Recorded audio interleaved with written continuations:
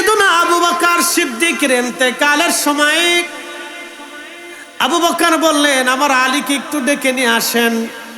হযরত আলীকে ডেকে নিয়ে আসা হলো। হযরত আলী রাদিয়াল্লাহু আনহু বসে বসে হযরত আবু বকর হযরত আলীর হাত ধরে চোখের পানি ছেড়ে দিলেন। আলী, তোমাকে ডাকছি একটা ওসিয়ত করার জন্য গো আলী। কি ওসিয়ত? খলিফাতুল মুসলিমিন বলেন, আমার ইন্তেকালের পরে তুমি নিজ হাত দিয়ে আমার গোসল দেওয়াইবা, নিজ হাতে আমার কাফন পরাইবা, নিজে আমাকে নবীজি রওজা শরীফের পাশে নিয়ে যাবা। প্রিয় নবী রওজা শরীফের বরাবর না, একটু নিচের দিকে কদমের দিকে আমাকে কবরস্থ করবা। একসাথে বলবেন না আল্লাহু আকবার? না না, আরো জোরে বলেন ইয়া রাসূলুল্লাহ। সাহাবীদের আদব দেখেন, আদব। নবীজির বরাবর না, কদমের দিকে একটু নিয়ে আসবা, বরাবর রাখবা না, সোজা সুজি না, এটা আদবের খেলাফ হবে। একটু কদমের দিকে নিয়ে আসবা। হযরতে আবু বকর বলেন, ও আলী রে, রওজা শরীফের পাশে যাইয়া আগে সালাম দিবা। যদি সালামের জবাব আসে, তুমি অনুমতি চাবা আমাকে প্রিয় নবীর কদমের পাশে দাফনের জন্য। যদি অনুমতি আসে, আরে আলী, আমাকে রওজা শরীফের পাশে রাখবা। অনুমতি যদি না আসে, আমাকে জান্নাতুল বাকিতে দাফন করবা। হযরত আলী বললেন, হুজুর, এত সাহাবী থাকতে আপনি কেন আমাকে এই কথা বলেন? হযরত আবু বকর ডাক দিয়ে বলেন, আলী রে, আমি জানি আমার রাসূলের ইন্তেকালের পরে নবীর ওসিয়ত মোতাবেক তুমি নিজে হাতে আমার নবীকে গোসল দেওয়াইছিলা। একসাথে জোরে বলবেন কি মারহাবা? সব মনোযোগ দিবেন। আলী, তুমি নিজে হাতে তোমার হাত দিয়ে আমার নবীজির জিসম মোবারক ধৌত করেছিলা। তুমি তোমার ওই হাত আল্লাহর মেহবুবের শরীরে স্পর্শ লেগেছিল। আলী রে, আমি আবু বকরের মন চায় আমার ইন্তেকালের পরে ওই হাত দিয়ে তুমি আমার গোসল দেওয়াইবা। যেই হাতের স্পর্শ আমার নবীজির জিসম মোবারকে লেগেছিল, আমি আলী চাই, আমি আবু বকর চাই ওই হাতের স্পর্শ দিয়ে আমি আবু বকরের জীবন ধন্য হয়ে যায়। আল্লাহু আকবার।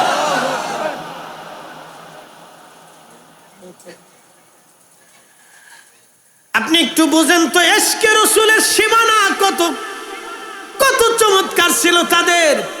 প্রেমের পরিধি এত দূর পর্যন্ত চলে গিয়েছিল, নবীজির ছোঁয়া পর্যন্ত, স্পর্শ পর্যন্ত তারা ছাড়তে চায় নাই। তাদের ভিতরে কত প্রেম ছিল তাদের মধ্যে, তাদের ভিতরে ইশকে রাসূল কত পরিমাণে ছিল। হযরত আলীর ছোঁয়াটুকুন তিনি বাদ দিতে চান নাই। নবীজির শরীর মোবারকে তোমার স্পর্শ লাগছে, ওই হাত দিয়ে আমি আবু বকরকে গোসল করাই। এবারে আলী, আমারে নিয়ে যাবা, রওজা শরীফে সালাম দিবা। যদি প্রথমবার সালামের জবাব আসে, তাহলে বুঝবা আমার উপরে নবী রাজি আছে। দ্বিতীয়বার সালাম দিবা, যদি অনুমতি না আসে, তৃতীয়বার আবার সালাম দেবা। যদি অনুমতি না আসে, জামিউল মুজিজাতের মধ্যে লেখা হয়েছে, হযরত আবু বকর বলেন, আলী রে, আমারে জান্নাতুল বাকিতে দাফন করে রাখবা, সাবধান, আল্লাহর মেহবুবের কাছে আমারে দাফন করো না। গোসল হয়ে গেল, কাফন দাফন পড়াইয়া অদূরে নিয়ে রেখে দিয়ে হযরত আলী সালাম দিলেন, আসসালাতু ওয়াসসালামু আলাইকা ইয়া রাসূলুল্লাহ। সালামের জবাব আসলো না। আপনারা কি মনে করেন আনা মদিনাতুল ইলম, আমি ইলমের শহর, ও আলী ও বাবুহা, আলী হলো তার দরওয়াজা। একসাথে বলেন আল্লাহু আকবার। আমি ইলমের শহর, আমার আলী তার দরওয়াজা। এবার বুঝতে পারতেছেন নবীজির ইলমের তো কোনো শেষ নাই, সীমানা নাই। ওই ইলমের দরজা হলো হযরত আলী। তিনি সালাম দিলেন, জবাব আসবে তিনি তো জানবেন, অন্য কে আর জানবে? দরবারে মুস্তাফার সাথে কালবের হট কানেকশন হযরত আলীর। সালাম দিলেন তিনি, আওয়াজ আসলো না, জবাব আসলো না। দ্বিতীয়বার আবার সালাম দিলেন, জবাব আসলো না। তৃতীয়বার সালাম দিলেন, জবাব হলো না। হযরত আলী চিন্তা করলেন, হায় হায় সর্বনাশ, হযরত আবু বকর বুঝি অন্যায় করে ফেলছে, ফিরে আসবেন। ঠিক এমন সময় রওজা থেকে হযরত আলীর কাছে মেসেজ আসলো, আদখিলিল হাবিবা মাল হাবিবে মাল হাবিবে মুশতাকুন। বন্ধু বন্ধুকে বন্ধুর কাছে রেখে দাও, বন্ধুকে বন্ধুর কাছে রেখে দাও, বন্ধুকে বন্ধুর কাছে রেখে দাও, সাথীকে সাথীর কাছে রাখো। কারণ আবু বকর হিজরতের সাথী, কঠিন বিপদের সাথী, জিহাদের সাথী, পথ চলার সাথী, মসজিদে নববীর সাথী, খাবারের সাথী। আদখিলিল হাবিবা মাল হাবিবি ফাইনাল হাবিবা মাল হাবিবি মুশতাকুন। বন্ধুকে বন্ধুর কাছে রাখো, কেন না বন্ধু বন্ধুর জন্য আগ্রহী হয়ে আছে। বলবেন না ইয়া রাসূলুল্লাহ? চিৎকার মেরে বলেন আল্লাহু আকবার। হ্যাঁ, সাহাবীদের প্রেমের নিদর্শন কত সুন্দর, দরবারে মুস্তাফার ইশকে রাসূল কত চমৎকার ছিল তাদের,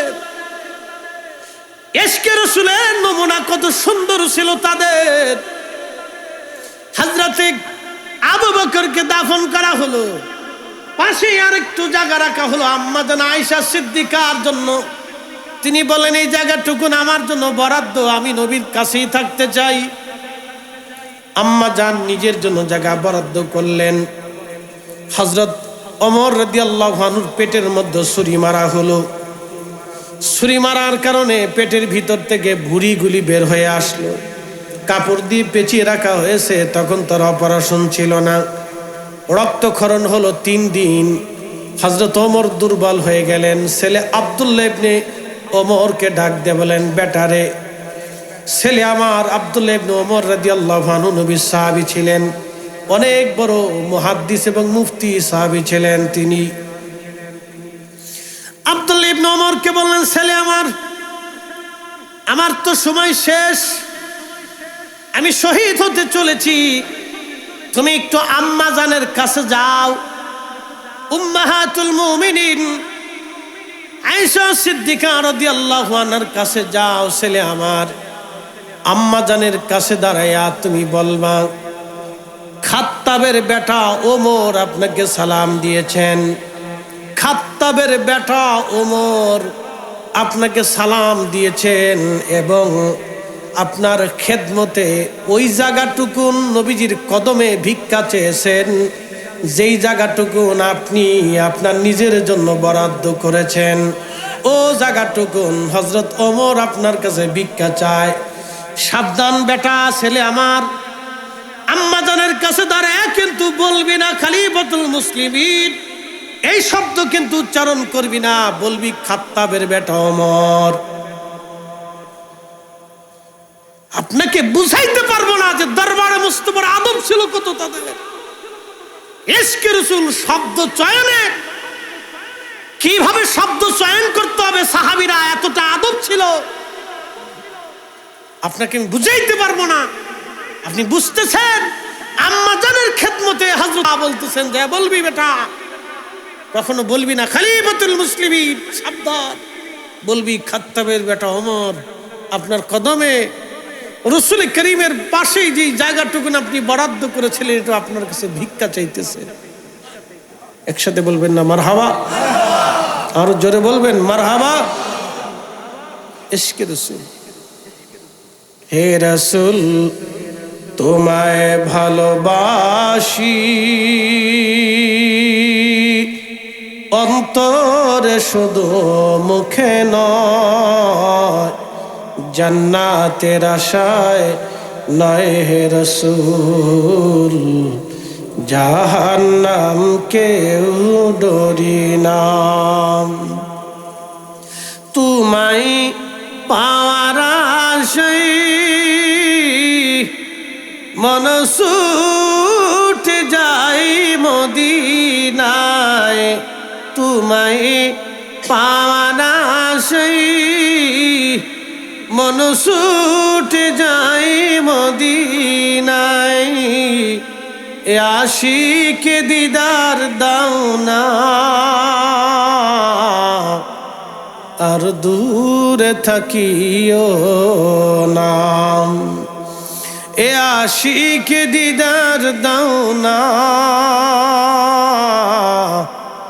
আর দূরে থাকিও না। আম্মা জানের দরজার পাশে দাঁড়িয়ে গেলেন হযরত আব্দুল্লাহ ইবনে ওমর।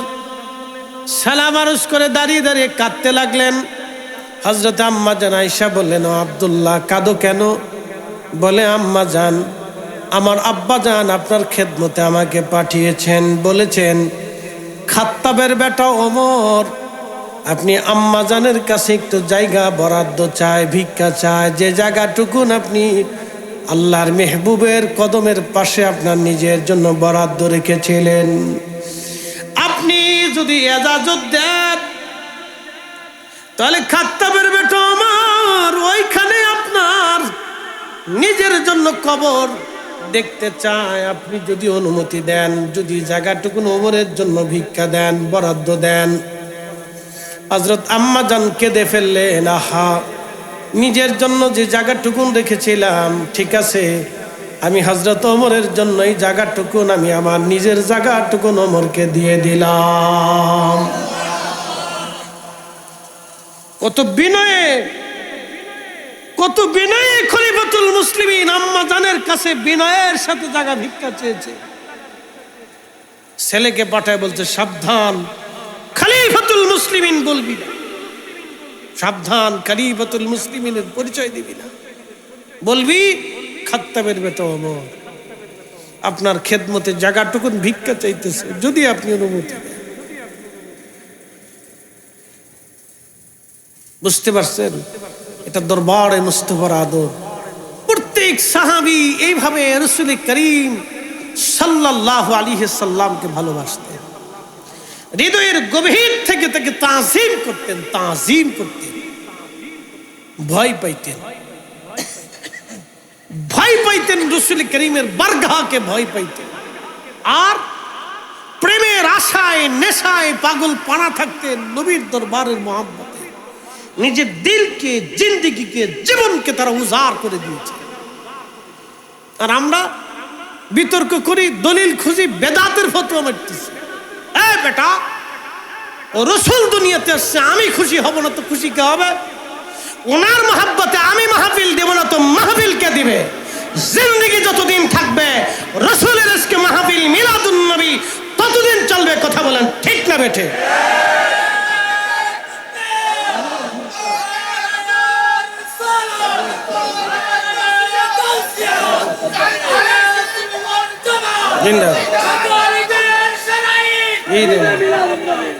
আল্লাহ কবুল করুক, বলে না আমিন। সাহাবীদের জিন্দেগির আলোচনা আপনাদের সামনে তুলে ধরব। এভাবে তারা মহাব্বত করতেন, প্রত্যেকজন সাহাবী এইভাবে ভালোবাসতেন। মেজবানে রাসূল হযরত আইয়ুব আনসারী রাদিয়াল্লাহু আনহু মাঝে মধ্যে সে নবীজির রওজা শরীফের সামনে বসে থাকতেন, জিয়ারত করতেন, রওজা শরীফের সাথে হেলান দিয়ে বসে থাকতেন। তো মারওয়ান ইবনে হাকাম একদিন দেখে বললেন, এ বেটা তুমি কি করতেছো জানো? তুমি শিরক করতেছো। মারওয়ান ইবনে হাকাম, তো মারওয়ান ইবনে হাকামের দল এখনো আছে। কি কথা কর না? এই আসতে বলেন কেন? জোরে বলেন। মারওয়ান ইবনে হাকামের দল এখনো আছে। সাহাবীকে ধমক দিচ্ছে মারওয়ান ইবনে হাকাম, দুশমনের রাসূল। এই আল্লাহর বান্দা কি করো তুমি জানো? এই তুমি শিরক করতেছো। তখন হযরতে আইয়ুব আনসারী রাদিয়াল্লাহু আনহু ফিরে তাকাইলেন। তখন মারওয়ান ইবনে হাকাম দেখে, হাই হ্যাঁ, এ তো সাধারণ সাহাবী না, মেজবানে রাসূল, যাদের কথা তাওরাতে, জবুরে, ইনজিলে লেখা আছে, যাদের মেহমানদারির কথা কিতাবে লেখা আছে, তিনি বসে আছেন। তখন হযরত আইয়ুব আনসারী রাদিয়াল্লাহু আনহু রাগান্বিত হয়ে গেলেন, হে মারওয়ান, আমি আমার রাসূলের দরবারে বসছি, ওয়ালাম আতিল হাজার, কোন পাথরের সামনে বসে নাই, আমি নবীর সামনে বসেছি। আমি কোনো পাথরের সামনে বসি নাই, আমি দরবারে মুস্তাফাতে বসেছি, আমি নবীজির রওজা শরীফে বসেছি, উলামাতিল হাজার, কোনো পাথরের সামনে বসি নাই। আজকে ওরা কারা নবীর জিয়ারতকে ইনকার করে, নবীর জিয়ারত থেকে মুসলমানদেরকে যারা সরাইতে চায়, ওরাই হয়েছে বর্তমান মারওয়ান ইবনে হাকামের অনুসারী। কথা বলেন ঠিক না বেঠিক? মারওয়ান ইবনে হাকামের অনুসারী এখনো আছে, ওটা শেষ হয় নাই, কিয়ামত পর্যন্ত থাকবে। এই জন্য হক বেহক আপনাকে বুঝে কবরে যাওয়া জরুরি। অবশ্যই তো চলে যাবেন ওনার কাছে, সেই রবের কাছে যিনি আসমান সৃষ্টি করে অসংখ্য নক্ষত্র দিয়ে আর সূর্য আর চাঁদ দিয়ে সাজিয়ে রেখেছেন। না চাইতেই তিনি বৃষ্টি দেন। ফিরে তো ওনার কাছে যেতেই হবে। ওনার কাছে যেহেতু যেতেই হবে, অতএব মেহেশরে আল্লাহ রসুলের সামনে দাঁড়াইতে হবে, হাউজে কাউসারে নবীজির সামনে দাঁড়াইতে হবে, মিজানের সামনে রসুলের সামনে দাঁড়াইতে হবে, ফুলসিরাতের ঘাটে রসুল কারীমের সামনে দাঁড়াইতে হবে, কবরে রসুলের সামনে দাঁড়াইতেই হবে। অতএব আপনাকে নবীজির সামনে দাঁড়াইতে হবে। জান্নাতে গেলেও আল্লাহর মেহবুবের সামনে দাঁড়াইতে হবে। আপনাকে ডান হাত বাম হাতে আমল নামা দেওয়ার সময় মেহবুবে আলা নবীর সামনে দাঁড়াইতে হবে। রসুল ছাড়া, নবী ছাড়া উম্মতের নাজাতের কোনো রাস্তা নাই। কথা বলেন ঠিক না? আপনি কি দলিল দিবেন আমাকে মাহফিল বন্ধ করার জন্য? আপনারও সাতার দলিল আমাদের দেখার সময় নেই। আপনারও সাতার বেদাতের তফকা আমার দেখার সময় নেই। আপনি বেদাতের ফতোয়া দিবেন আর হাসবেন দূরে দাঁড়িয়ে, আপনার হাসি ডিম পারবে না। আপনার বেদাতের ফতোয়ায় কখনো বেহেশতের আশা করা যায় না। দরবারে মুস্তাফার মহাব্বতের মাহফিলে আমরা আসবো, বসবো, শুনবো, দিব, অর্থ খরচ করব, জান খরচ করব, মাল খরচ করব, সময় ব্যয় করব, জিন্দেগি খরচ করব। কথা বলেন ঠিক না? এর চেয়ে বড় বুলন্দ নসিব জীবন আর কি হতে পারে? এর চেয়ে জিন্দেগিতে বুলন্দ নসিব আর কি হতে পারে আমাদের জীবনে? প্রিয় ভাই আমার, আমরা ফিরে যাব ওনার কাছে, বা ইন্না ইলাইহি রাজিউন, ওনার কাছে ফিরে চলে যাব। তো মদিনাতে যিনি ঘুমিয়েছেন আপনি বুঝেন, উনি ওনার মেহবুব। তো সাধারণ মেহবুব না, মেহবুব আলা, সর্বোচ্চ দাবি মেহবুব। ওনার সন্তুষ্টিতে আল্লাহর সন্তুষ্টি, ওনার রেজামন্দিতে আল্লাহর রেজামন্দি, ওনার পথই আল্লাহর পথ, ওনার মতই আল্লাহর মত। মাইয়ুতির রাসূল ফাকাদ আতা আল্লাহ।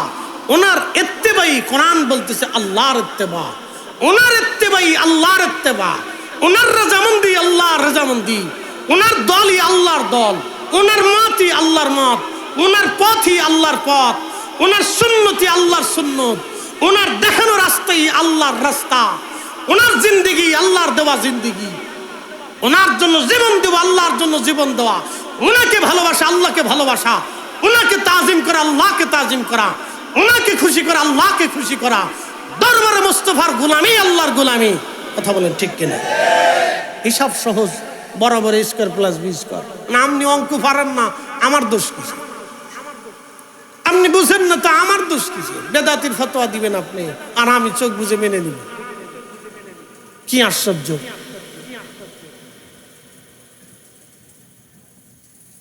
প্রিয় ভাই আমার, আল্লাহ আমাদেরকে সেই পথে পরিচালিত করুন যে পথে আশিকের রাসূলরা ঘুমাই গেছে।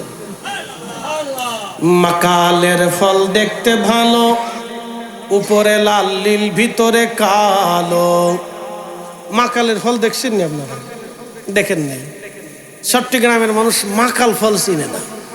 আমি বুঝাই, আমাদের বাগানে একটা ফল ছিল মাকাল ফল, আমাদের অঞ্চলে পাওয়া যায়। দেখতে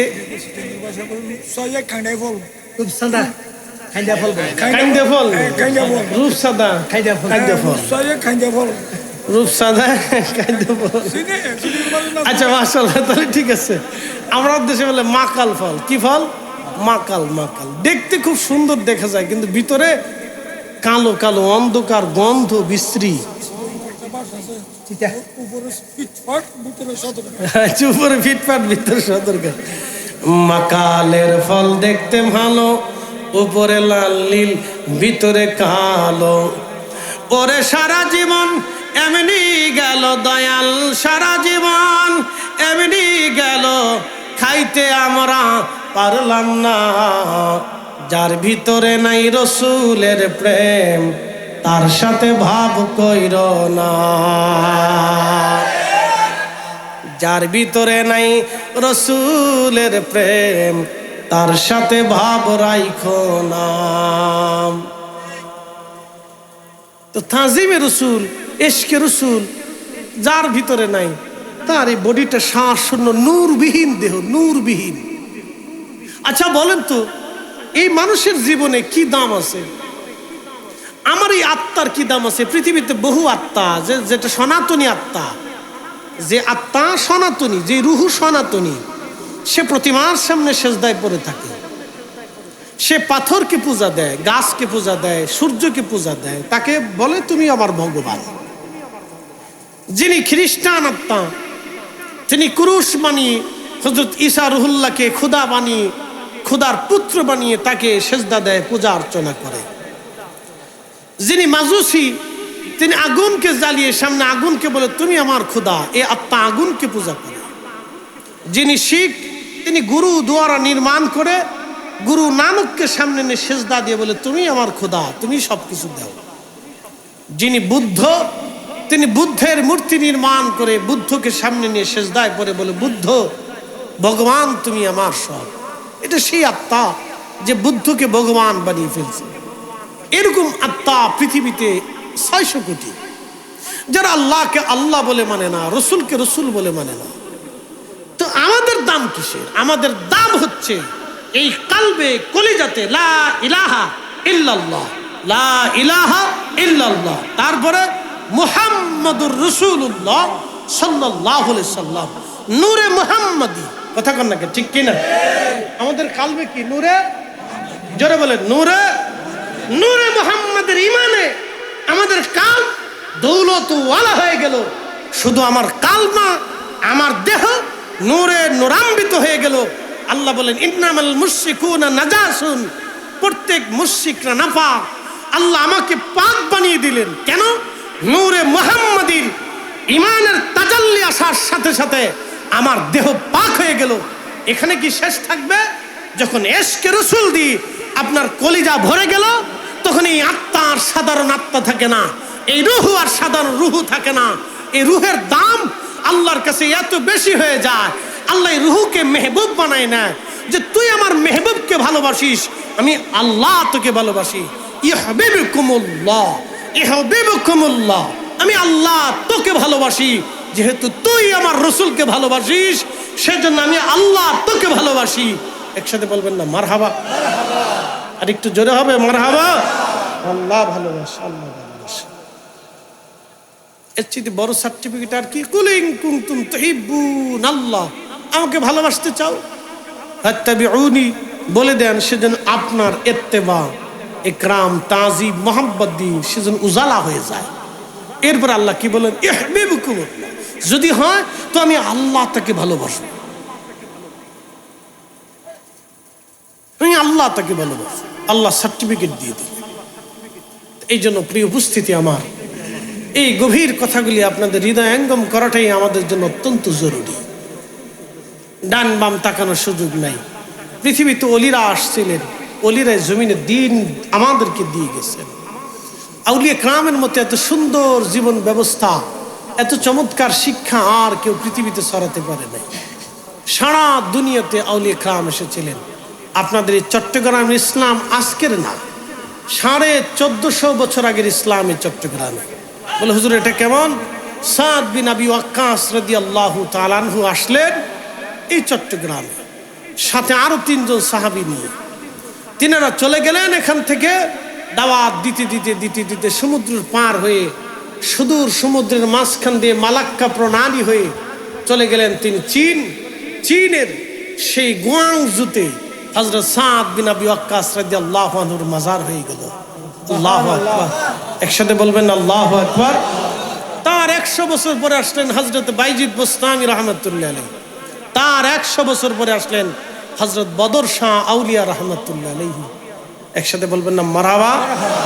তো চট্টগ্রামের ইসলাম মূলত 2-1 বছরের না, এটা 1000 বছরের প্রাচীন ইসলাম। একবারে সাহাবায়ে কেরামের জমানা থেকে ইসলাম এদেশে উকি মেরেছে।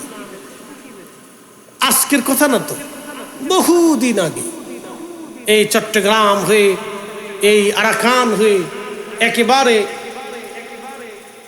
আপনার মায়ানমার হয়ে, তারপরে ফিলিপাইন্স হয়ে, ব্রুনাই হয়ে, ইন্দোনেশিয়া দিয়ে, মালয়েশিয়া দিয়ে, চীন হয়ে সাগরবর্তী এলাকাগুলিতে কালেমার দাওয়াত পৌঁছাইলেন। আশ্চর্য হলাম, মালয়েশিয়াতে গাউসিয়া কমিটির মাহফিল শেষ করে আমাকে নিয়ে যাওয়া হলো সেই সুদূর মালাক্কা প্রণালীর সাগরের মাঝখানে একটা ছোট্ট দ্বীপে পোলাও বুসারে। যাওয়ার পরে দেখি হুজুর গাউসে পাক বরপীর মহিউদ্দিন আব্দুল কাদের জিলানী আল হাসান আল হুসেইনি রহিমাহুল্লাহের কলিজার টুকরা সন্তান আউলাদের রসুল সুলতানুল আরিফিন শেখ ইসমাইল বগদাদি আল হাসান আল হুসেইনি রহিমাহুল্লাহ এখানে ঘুমাই দিয়েছে। জিয়ারতে আনাবিল শান্তি আসলো, কি চমৎকার! প্রত্যেক জুমাতে, প্রত্যেক রবিবারে ছুটির দিনে হাজার হাজার মানুষ তার জিয়ারত করার জন্য যায়। হাজার হাজার মানুষ জিয়ারতে যায় জুমার দিনে। পুরা অঞ্চল মানুষের সয়লাভ হয়ে যায় জিয়ারত করার জন্য। ওই পোলাও বুসারের একটা দ্বীপের ভিতরে থেকে মালয়েশিয়া, ইন্দোনেশিয়া, ব্রুনাই, ফিলিপাইন্স থেকে শুরু করে বিরাট অঞ্চলগুলিতে কালেমার দাওয়াত ছড়িয়ে দিলেন। এ মিয়া, আমরা তো গানের মধ্যে বলি এই ওলি আল্লাহর বাংলাদেশ। আমি বলি ওলি আল্লাহর বাংলাদেশ না, তামাম দুনিয়া ওলি আল্লাহ। কথা বলেন না কেন? জোরে বলেন। তামাম দুনিয়া ওলিদের, তামাম দুনিয়া, বাংলাদেশ না, তামাম দুনিয়া ওলিদের, সারা পৃথিবী ওলিদের। এখানে মহান আল্লাহর ওলি ঘুমিয়েছে। চাইনিজরা এখানে হোটেল বানিয়েছে। মালয়েশিয়ান সরকার এই দ্বীপকে যারা দিয়ে খুব চমৎকার, আপনি গেলে এখান থেকে আসতে মন চাবে না। সাগরের পরিশুদ্ধ হাওয়া আসতেছে, গাছগাছালি, ছোট্ট দ্বীপের মতো চমৎকার পরিবেশ, মনে হবে না যে ফিরে চলে আসি, এত সুন্দর জায়গা। তো মালয়েশিয়ান সরকার এটা ইজারা দিয়ে দিল চাইনিজদেরকে। কেন? চাইনিজরা এখানে হোটেল, মোটেল, 5 স্টার, 3 স্টার বিনোদন কেন্দ্র বানাইল। আপনি বুঝতেই পারতেছেন চাইনিজদের বিনোদন কেন্দ্রে এখানে নেশা হবে, মদ্যপান হবে, জানা হবে, বেহাপনা হবে, আরো কত কিছু। তো নিকৃষ্ট একটা আড্ডাখানা তৈরি করার জন্য গান বাজনা হবে, দ্বীপ ইজারা হয়ে গেল। ইজারা হয়ে যাওয়ার পরে উদ্ভাবন হয়ে গেল, সব কিছু নির্মাণ, আমি নিজে দেখে আসছি, সব পরিত্যক্ত হয়ে রয়েছে। ইজারা হয়ে গেল, সব কমপ্লিট। আল্লাহর কি অপার মহিমা, কুদরত! সাগরের পানির স্তর নিচের দিকে চলে গেল। একসাথে আল্লাহ আকবার বলবেন না? না শরম পাইতেছেন আপনারা? না, জোরে বলেন। আল্লাহ আসেনি? আল্লাহর ওলি আসেনি? আছে, এখন আছে। বিশ্বাস না করলে আমার কি করার আছে? যদি না বুঝেন তো কিছু করার নেই। সাগরের পানির স্তর নিচে চলে গেল, পাইপ লাইন বন্ধ হয়ে গেল, পানি আসে না। ইঞ্জিনিয়াররা বহু চেষ্টা করলো, কাজ হয় না। রাত্রিবেলা মালয়েশিয়ান যিনি বাদশা ছিলেন, ডক্টর মাহাথির মোহাম্মদের সময় স্বপ্ন দেখেছে। হযরত আওলাদের রাসূল স্বপ্ন দেখালেন, হে বাদশা সুলতান, আমি নবীর আওলাদ এখানে ঘুমিয়েছি। একসাথে বলবেন আল্লাহু আকবার। আমি রাসূলের আওলাদ এখানে ঘুমিয়েছি, এখান থেকে বেহায়াপনা সারা। আমি যেখানে ঘুমান এখানে বেহায়াপনা হতে পারে না। পরের দিন স্বপ্ন দেখার পরে দ্রুত গতিতে স্টপ করে দিলেন, সমস্ত কর্মসূচি বন্ধ হয়ে গেল। ওগুলো এখনো পরিত্যক্ত আছে।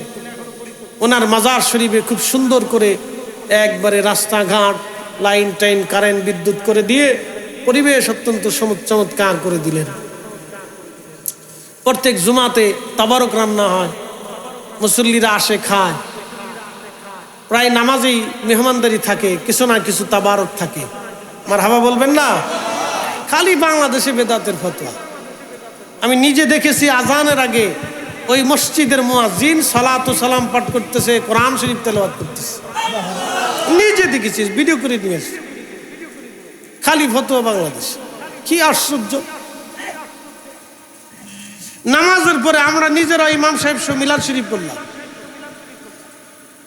খালি ধাক্কাধাক্কি বাংলাদেশ। মানে বাংলাদেশের এক বদ চরিত্র হয়ে গেছে, খালি ধাক্কাধাক্কি করে। প্রিয় উপস্থিতি আমার, ভাববেন না যে সুন্নাত শুধু বাংলাদেশে, সারা পৃথিবীতে আহলে সুন্নাত। ওলিদের কদম যেখানে পড়েছে আহলে সুন্নাত ওয়াল জামাত সেখানে। কথা কন না ঠিক না? রাষ্ট্রীয়ভাবে মালয়েশিয়াতে ঈদ মিলাদুন নবী পালিত হয়, ব্রুনাইতে হয়, ইন্দোনেশিয়াতে হয়, ফিলিপাইন্সে হয়, রাষ্ট্রীয়ভাবে হয়। রাষ্ট্রীয়ভাবে রাষ্ট্রের প্রধানরা মিলাদুন নবী পালন করে নিজেরা। আমাদের লেতা সেতা কথা, এই সমস্ত ওই লেতা সেতা কথা না। আমাদের দেশের যারা আছে লেতা সেতা কথা, ওনাদের কাছে কিচ্ছু না। পৃথিবীর এক উন্নত বিশ্বগুলিতে পবিত্র মিলাদুন নবীর মাহফিল হচ্ছে, কি আলিশান করে, এত চমৎকার করে সাজিয়ে গুছিয়ে তারা করে, পরিশুদ্ধভাবে নির্মলভাবে করতেছে রাষ্ট্রীয়ভাবে। আল্লাহ আমাদেরকে বোঝার তৌফিক দিক বলে না।